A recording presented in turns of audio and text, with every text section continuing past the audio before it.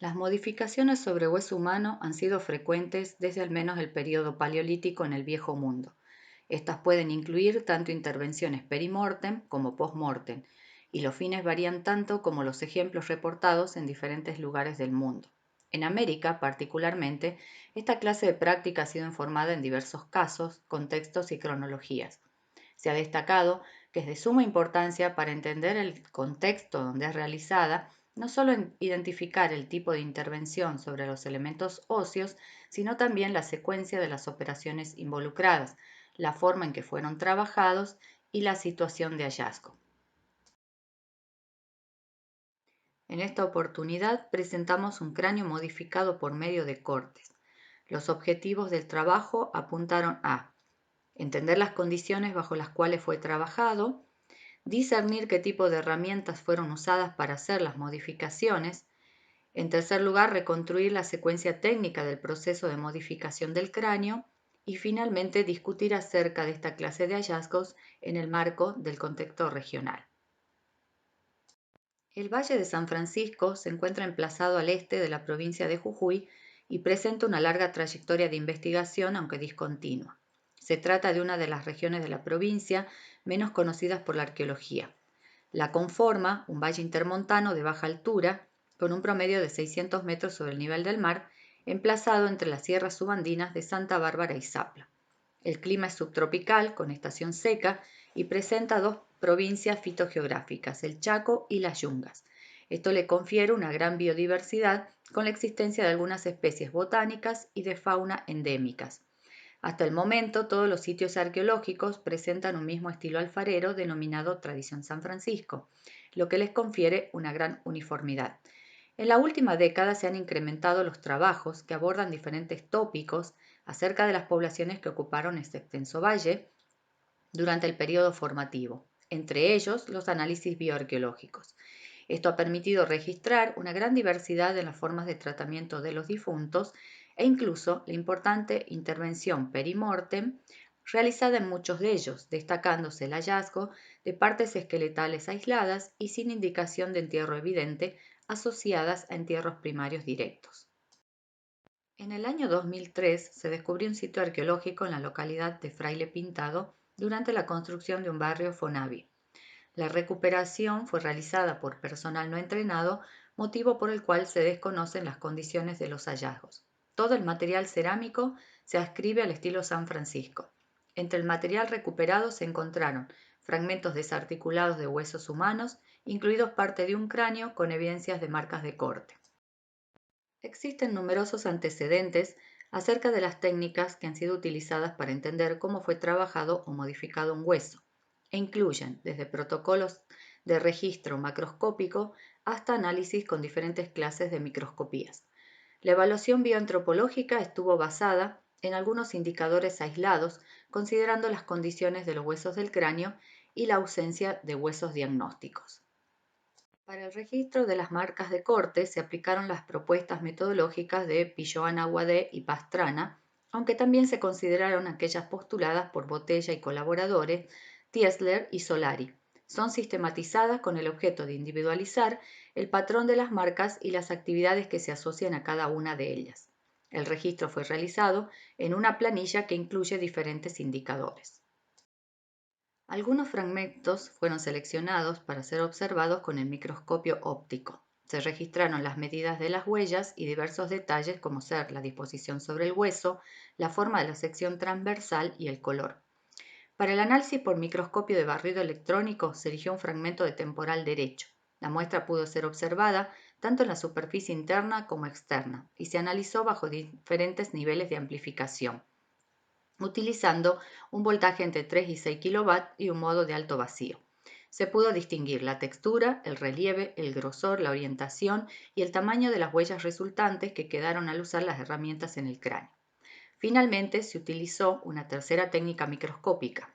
Para ello se seleccionó un fragmento de parietal derecho que se montó para ser observado mediante microscopía confocal.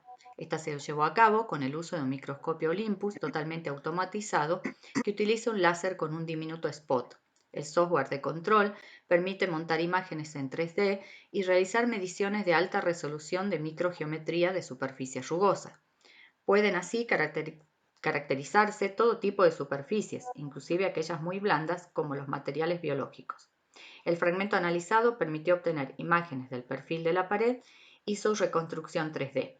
Los análisis por SEM y microscopía confocal fueron llevados a cabo en el laboratorio Lamarck FAMAX de la Universidad Nacional de Córdoba del CONICET.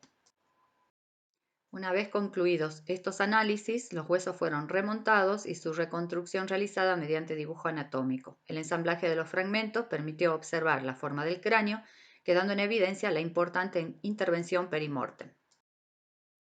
Se registraron 52 fragmentos de huesos craneales que pudieron ser remontados según el detalle de la diapositiva, además de una cantidad significativa de otros fragmentos que no superan los 2 centímetros y que por el grado de erosión no pudieron ser ensamblados. Se pudo estimar un NMI de 3 individuos sobre la base de la identificación de 3 tibias derechas. Considerando las características del reborde supraorbitario, la cresta nucal y la apófisis mastoides, así como la existencia de un fragmento de maxilar superior con la presencia de un fragmento de tercer molar, se presume que podría tratarse de un individuo adulto de sexo femenino. La inspección a ojo desnudo y en lupa de mesa de 10X permitió identificar la localización de las diferentes huellas de corte, aproximadamente un conjunto de más de 30 marcas paralelas en la porción de la escama frontal que se continúan a lo largo de la línea de corte y se distribuyen en los parietales. A su vez se observa un pequeño grupo de marcas verticales a 1,5 centímetros de la articulación parietal y otro conjunto de marcas paralelas horizontales atravesando el centro de la sutura sagital. La inspección de algunos fragmentos en el microscopio óptico permitió observar la existencia de diferentes tipos de huellas y cortes. La sección de las marcas son en B, pero con diferentes ángulos de abertura. Los perfiles se muestran irregulares y con escalones. El sector con aserrado del hueso muestra una sección en B profunda, cerrada y con un perfil irregular con varios escalones menores. Esto es esperable ya que las marcas que quedan con el uso de herramientas con filos rígidos se producen debido a los saltos sobre las superficies óseas donde la topografía es irregular. Las huellas en la superficie exterior del cráneo, por el contrario, muestran secciones en B más abiertas, con escalones menos pronunciados y una topografía mucho más suave. El registro de las marcas observadas bajo microscopía SEM muestra diferencias de acuerdo a la superficie donde han quedado plasmadas. En el exterior del hueso tienen un ancho que varía entre los 11,98 y los 4,5 micrones. Se trata de marcas anchas con estrías paralelas, superpuestas en algunos casos y sección estriada. Aunque a ojo desnudo y en el microscopio óptico se observan claros agrupamientos de las huellas más notorias, el SEM permitió registrar otras muy finas y transversales a las más profundas. Por el contrario, en la superficie interior del hueso las marcas son extremadamente finas, con anchos que van entre 1,131 hasta 2,199 micrones. La topografía es suave, con elevaciones combadas, de textura lisa, escasa profundidad y sin un patrón aparente, ya que se presentan en diferentes direcciones, incluso a veces entrecruzándose. El análisis realizado al fragmento de parietal con corte en sección muestra que a pesar de que a ojo desnudo parece tratarse de un corte continuo con alguna clase de instrumento de filo plano, la microgeometría de las superficies rugosas y la reconstrucción 3D indican que se usó una herramienta cortante con filo dentado. El corte tiene diferentes grados de profundidad como resultado posiblemente del vaivén y la repetición de los movimientos de aserrado. Además, la topografía indica que el corte no alcanzó en este lugar hasta la cara interna del parietal. Se han realizado diversos estudios experimentales para determinar los patrones de huella que dejan en el hueso diferentes clases de herramientas y materias primas. Un instrumento de filo continuo produce huellas paralelas de textura rugosa. El tamaño promedio de las mismas, con herramientas, por ejemplo, de obsidianas, es de 0,7 micrones a 1,5 micrones, mientras otras materias primas, como el pedernal o la cuarcita, dejan huellas más anchas, además de tener otras características topográficas, ya que se presentan como bandas paralelas que se superponen repetidamente. Las herramientas dentadas requieren un movimiento de vaivén para cortar, produciendo una sección estriada. Con ese movimiento, la herramienta se hunde un poco más en el hueso, provocando un pequeño escalón. El corte genera estrías paralelas de ancho, profundidad y número variable de acuerdo a la cantidad de dientes del instrumento, el filo y la fuerza aplicada. La comparación entre las micrografías de las huellas arqueológicas y las registradas por diferentes investigadores sobre la base de los estudios experimentales nos permiten proponer que para realizar el desollamiento del cráneo y seccionar una porción del frontal se utilizó una herramienta de cuarcita con filo aserrado. Esto no es sorprendente considerando que el 95% del material lítico que se encuentra en los sitios está compuesto por este tipo de materia prima. Sin embargo, las huellas del interior del cráneo pudieron haber sido realizadas con otra clase de material y por consiguiente con otro tipo de herramienta. Son huellas muy finas y presentan una microtopografía homogénea y microrrelieve regular con elevaciones combadas de textura lisa. Finalmente, el remontaje de los huesos permitió ver la morfología lograda y el dibujo anatómico completó la interpretación de la secuencia técnica usada para trabajar el cráneo, que implicó una serie de pasos.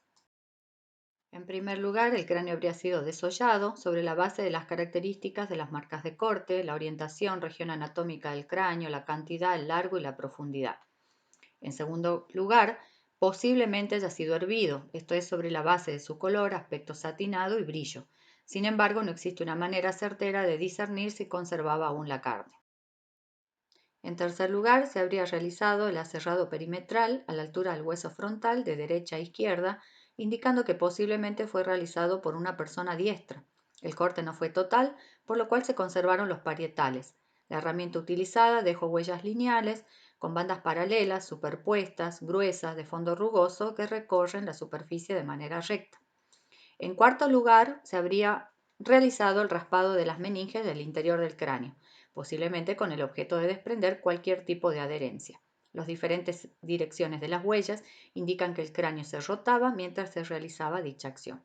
Y por último, posiblemente se le practicó un orificio en la parte superior. En este contexto hay que destacar el hallazgo de representaciones de cráneos desollados.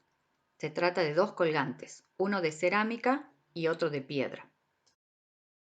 El de cerámica presenta una excelente representación de la morfología de los huesos craneales, indicando que quien los realizó estaba familiarizado con la anatomía craneana.